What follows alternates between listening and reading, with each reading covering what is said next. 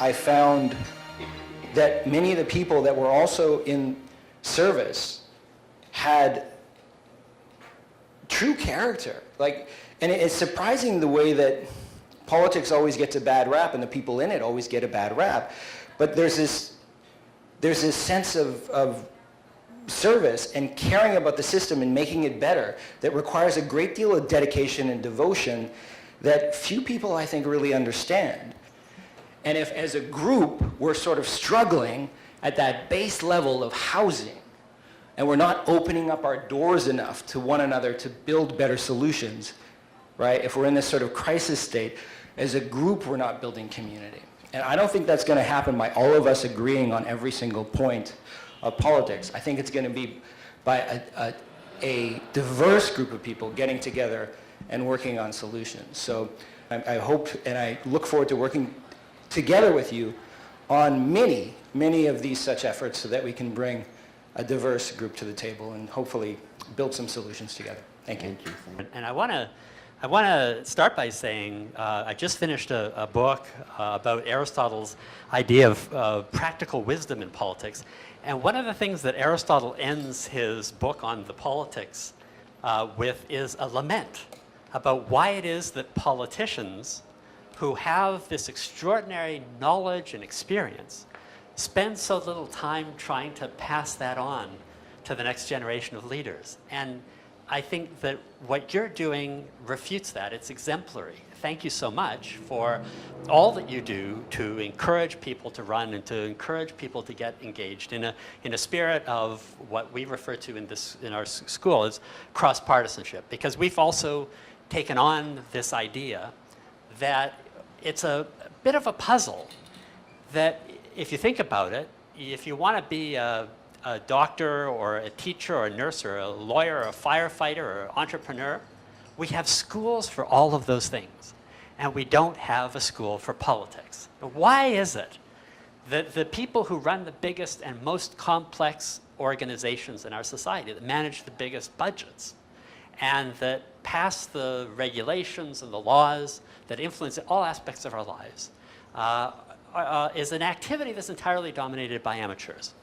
And of course, part of the answer to that is you learn by doing, right? You learn through practice and through experience. And that is something that is very hard to teach. And they're asking politicians how they got into politics, what made them run. And a common answer to that question is, I had no thought of running, and somebody came along and said, hey, there's a nomination race open, and I think you'd be great. And it was just that suggestion, the power of the suggestion. Somebody, thought, and we're hearing a bit of that here, right? This is a city where you have diversity, where you have people who have immigrants. You gotta have that experience reflected in at the table, making decisions for the city. Not because of power grab, not because that you want to do the things that immigrants need, but able to contribute. So I think it's extremely important that you have some clear idea, if you're going to get into politics, what it is you want to do. But probably more important, you need to know who you are, because you need to know what your core is. Otherwise, you're going to blow in the wind. And because there are all kinds of things. I mean, you may run for one particular issue. There are all kinds of just ordinary housekeeping things that you have to master as well. And you depend on really good staff. So to those of you who are planning to run or be in an influential role in our communities, always try and find something which leaves some room for someone else to feel better about the outcome. I've had the opportunity to live in other countries and other cities, and I always come back to Vancouver because of that, because of its ability to raise kids in a family-friendly urban environment. And I'm very in love with our way of life, and that led me to start a group called Abundant Housing Vancouver to lobby for more family-friendly, sort of high-density or higher-density housing in the city. Last fall, I also started Abundant Transit BC, to lobby for more transit options, or advocate for them rather, in this region. We have a really great thing going here. We just don't have enough people who can access it, and there are people that are, being driven out of the city every single day. I'm fortunate enough to have found a crack in the rental market, and I'm holding on through, the skin of my fingertips, basically, just to stay. But we shouldn't have that sort of situation. I think we have a 0.8% rental vacancy rate right now, and we can do a lot better in this city by building more purpose-built rental and opening up the huge swaths of land that we have available to us that have been largely walled off to anything but detached housing. So I think we have a real opportunity to build something for my kids' generation. Hopefully it can happen sooner than that, but these things happen on longer timelines, and that's what motivates me to get involved. I'm sure my fellow candidates can relate to me about the difficulty of the decision to run in this such a uncertain political landscape, but I feel the strong calling to contribute my skill set to the challenges, towards the challenges we face as a city, with the incredibly diverse demographic. Our city have changed a lot in terms of demographic.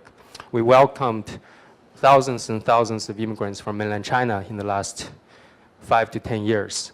And I don't feel our city is fully understands what that entails and how would that impact us as a community, and how can we better integrate and better welcome and better include them as a meaningful member of our societies. And I think it's very important for us to make sure that we use those leaders who've been around, those who are leaving public life, to be able to tap into their expertise and to perhaps mentor and to work with some of those new leaders as they're coming in. So I know myself, I've been in the background, and if I'm lucky enough to get elected in the fall, I know I'm going to tap on people like Tung Chan and others who've been in public life. It's absolutely critical, if we're going to build our city and build our region in the place we want it to be in the next 20, 30 years, that we use that talent. So definitely, and can I please also say, as a woman, as someone that has spent the past few months in my community seeking guidance and input, and probably in the back of my mind seeking permission to run, because I felt what gives me the right to put my name in the ring. I would encourage you to encourage new candidates, and especially women. All I've heard is how ugly it is, and how scary, and how people will hurt my feelings. And I think we really need to focus less on that and focus on the integrity of the candidate. And that's sort of this Christmas, I thought, if I had the perfect job, what would it be? It would be helping people every day in any way that I could. And that's what invigorated my idea to once a month talk to a different MLA or MP or counselor and say, how did you get involved in this? Is this the right avenue for me? And that's where I am today. It's expensive to be poor. So in economics, this generally happens. If you're poor, you can only afford to buy a box of orange juice. And if you're wealthy, you can buy an entire jug. So the price per unit is more expensive if you're poor. And it seems to happen a lot in housing. So on average, the average Vancouverite spends about 30% of his income on rent. But the lower his income is, the higher the percentage. If you earn less than $30,000 a year, you end up paying about 40 or 45%. And if you earn over $200,000 a year, it goes down to 20%. And I wonder if there are options to listen to the market that is telling us to increase the supply, and doing what we can to make the government work for everybody, for the middle class.